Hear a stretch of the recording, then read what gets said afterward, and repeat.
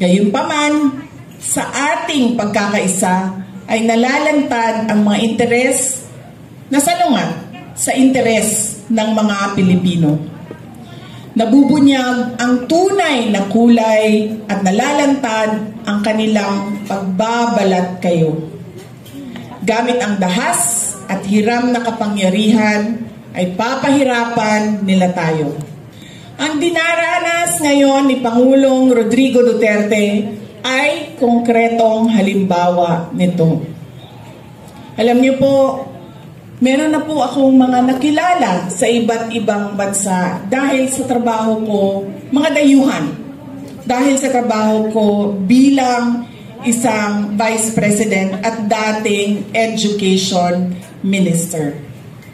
At sa mga nakausap ko, lahat sila nagsabi, it is unthinkable for a government to surrender its citizen to a foreign power.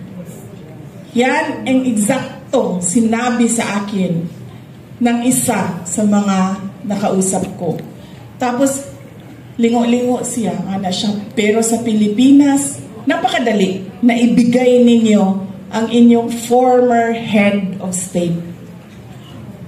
Kaya ako man ay, kahit hindi anak, kahit sabihin na lang natin, karaniwang mamamayan, nahihiya ako sa ginawa natin sa ating dating Pangulo. Duterte!